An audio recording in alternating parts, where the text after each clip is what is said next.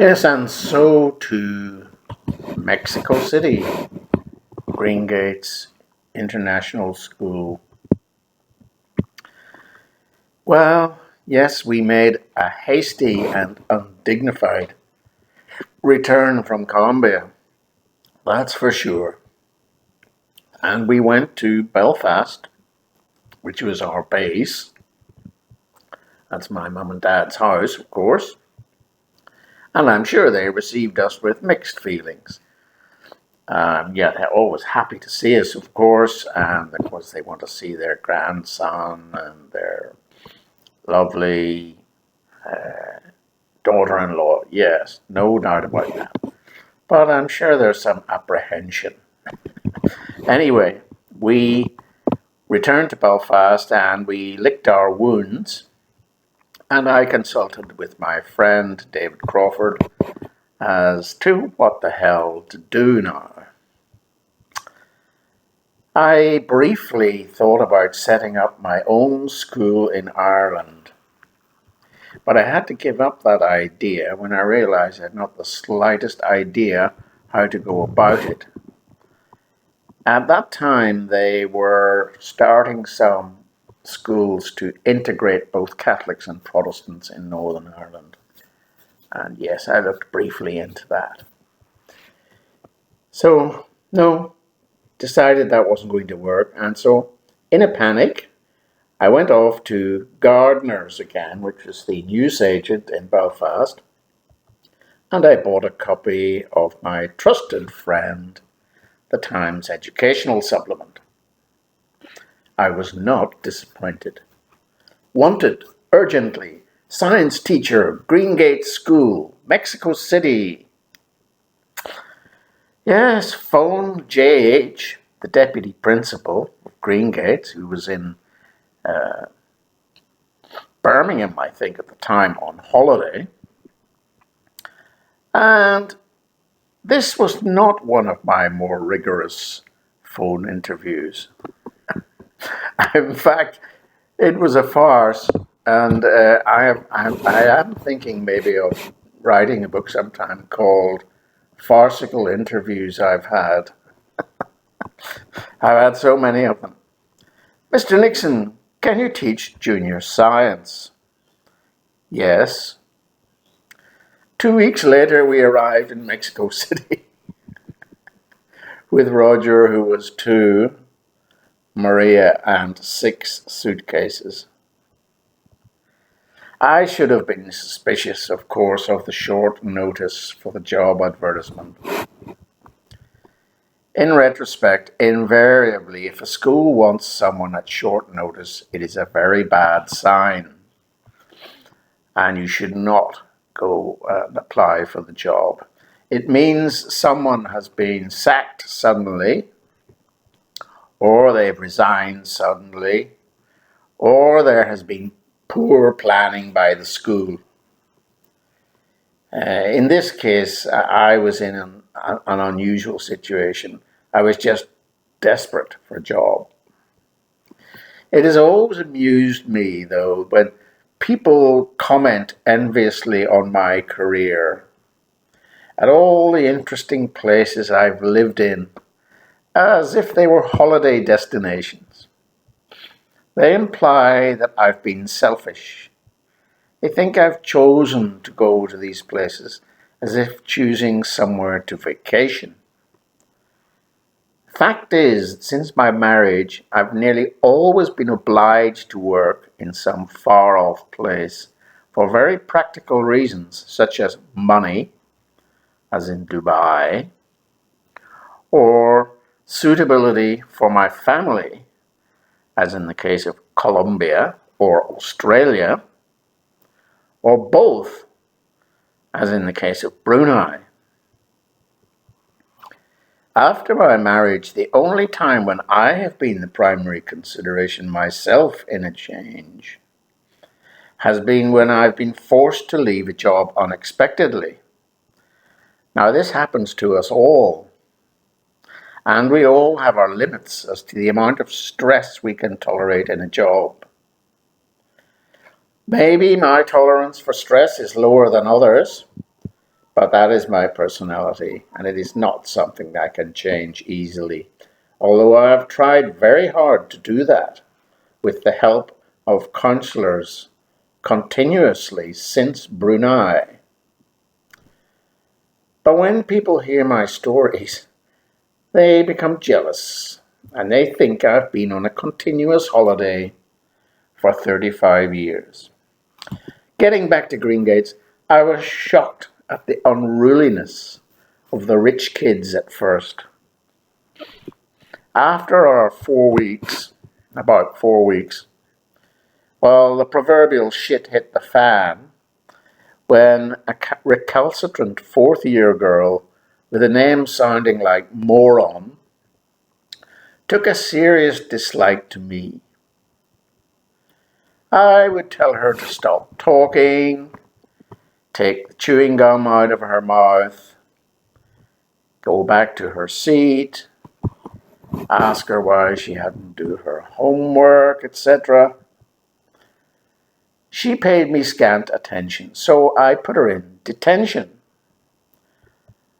But that's when the trouble started, because she happened to be the lab assistant's daughter. Yes, the lab assistant. And the lab assistant in my department just happened to be very well connected in the Mexican community, and she had a doctorate. She came from a wealthy Mexican family, and the upshot of all this was that the mother refused to allow moron to be put in detention by me. Well, enter J.H., my old friend from Birmingham of the short interview. And J.H.'s solution was for moron not to do the detention. Not surprisingly, I wasn't so thrilled with this idea, and I mentioned my thoughts to J.H. He promptly referred the case to the Principal S., who was nicknamed the Moral Midget. To my astonishment, the principal announced that she supported her deputy and the moron. They then announced that they had taken the trouble to phone my former boss in Colombia, Jack, if you remember, who had now by this time moved to Madrid after being shot at. And they then, Moral Midget and J.H., said that they now knew all about why I had left Colombia. So my former boss, Jack in Colombia, had for some reason not given me a flattering reference. I was very curious and asked J.H. and the Moral Midget if they did indeed know why I had left Colombia, because I was damned if I knew myself. So I asked them to tell me what had happened. And to my disappointment, they were not able or wouldn't tell me. So I never did find out what happened in Colombia, and to this day I still don't really know what happened in Colombia myself. Unfortunately, Jack has passed away now, so I'll probably never know. Confusao, as they say in Portugal. It was only then that I realized in Mexico City how mean my friend Jack from Colombia really was. I consulted with my wife as to what to do, and we considered a moonlight flight back to the UK. But the heavy weight of responsibility of family weighed heavily on me, and against my better judgment, we decided to stay.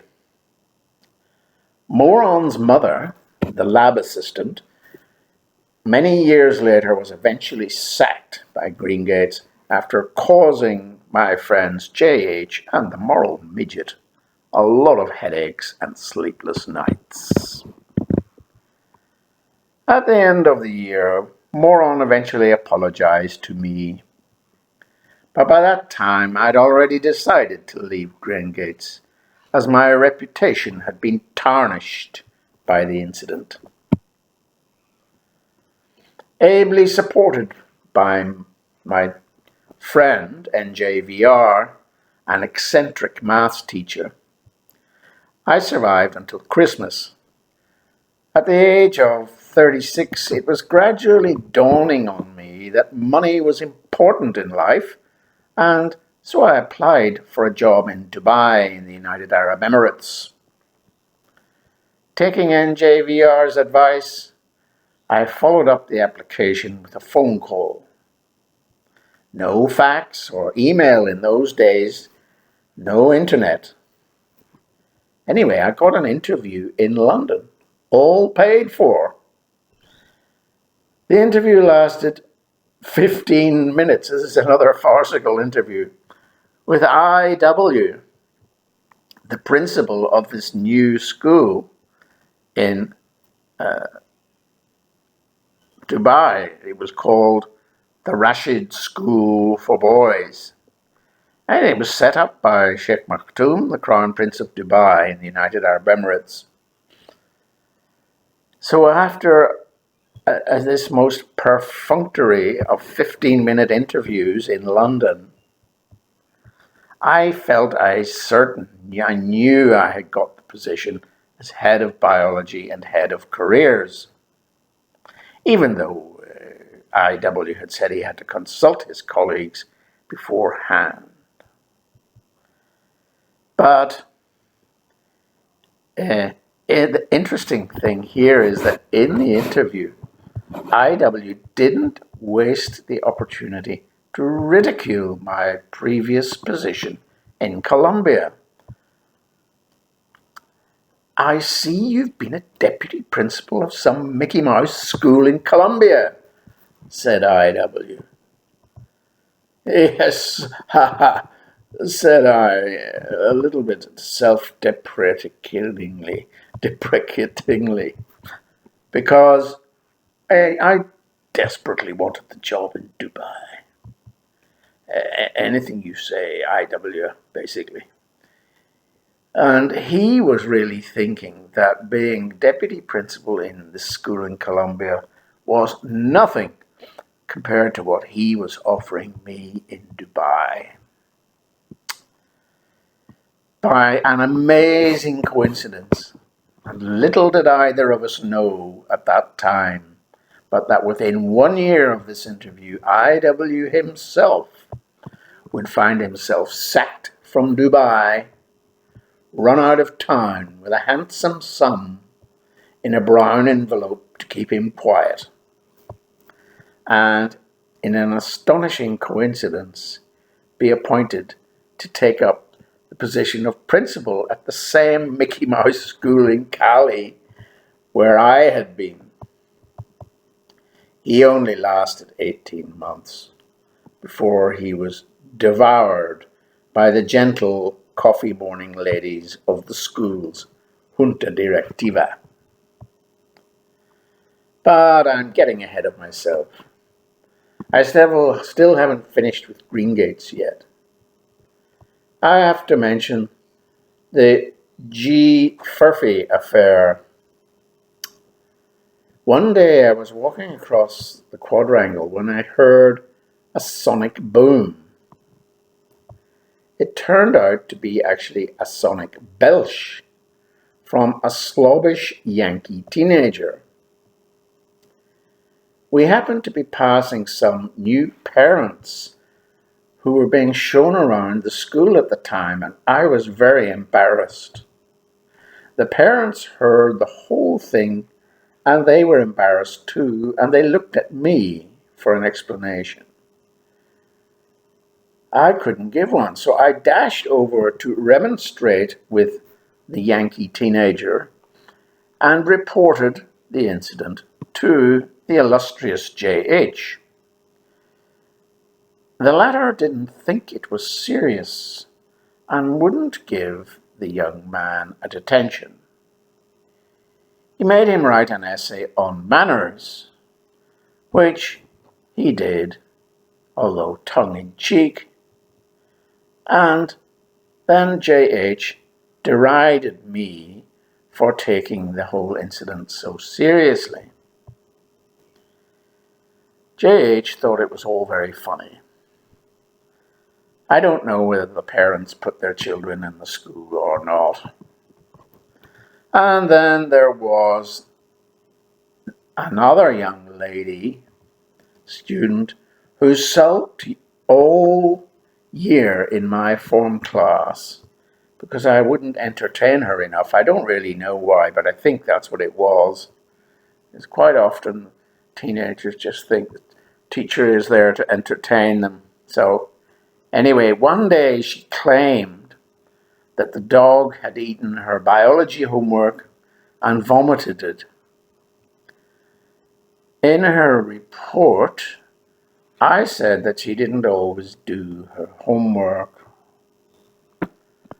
The moral midget, the principal, and J.H. again joined forces to ask me to change the report, saying that I was victimizing the poor girl. I refused, of course. In the end, the moral midget and J.H. gave me a good reference to get rid of me from Greengates. I have to mention the Prick of the Week Club meetings which I attended during that year.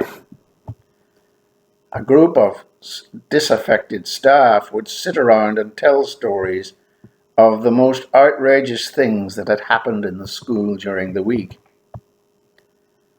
I'm convinced there was an informer, which explains why I was hounded out of the place for making unreasonable demands upon the moron, that girl, the American slob. Socially, we had a very good time in Mexico, of course. We met Maria's friends of her family many times, the Vargas. They lived in Mexico City. We also went to visit Maria's mum at Christmas. I met and made good friends with NJVR, who was very supportive during my struggles in the school. There were also parties and drives and tours around the picturesque parts of Mexico at the weekends. I particularly enjoyed going to a place about 3 hours from Mexico City in Michoacan called Hungapeo. There was a beautiful, quiet spa, a serene place. We also had a visit from my friend David at the end of the year. One particular day, I took him out to see the famous pyramids of Teotihuacan, and as we were going there, I did a U-turn in an illegal place. Having been in Mexico for the year, I didn't think much about it. But as luck would have had it, a policeman was waiting on the other side of the road, and he caught me and pulled me over, insisted that we would have to go to the delegación to pay the fine. I knew that would be a long and lengthy process and that he wanted a bribe. I had no money, but David obliged by showing the policeman all his foreign currency in his wallet, and the policeman's price kept going up. We eventually got rid of him. I don't think David was terribly impressed by this incident, or in fact really of Mexico in general. I flew back to Mexico in February 1987 from the interview in London. But I was pretty confident that I'd done well. And sure enough, about 1 week later, in the middle of a science class, a telegram arrived offering me a position in Dubai starting in August 1987. We left Greengates in Mexico with some misgivings, because obviously it was Maria's home country, and in spite of our troubles, I loved the Mexican culture and I enjoyed their social attitudes and the way they treated each other, the politeness of people, and the family. I believe the way the families looked after each other was positive. So I was disappointed in a way. Um, but yeah, there it is what it is, or it was what it was. So we went home again to Ireland again, and we spent the summer at home. And I remember playing golf with my brother and saying to him that I was hopeful we would stay for 5 years in Dubai and make some money. He hoped so too. And he advised me to do lots of sensible things like taking out life insurance and things. I was very upbeat about Dubai. It was to be a brand new school, international students, boarding, international baccalaureate, great money, and lovely living conditions, and a wonderful climate. It was almost too good to be true. And indeed, that turned out to be exactly the case.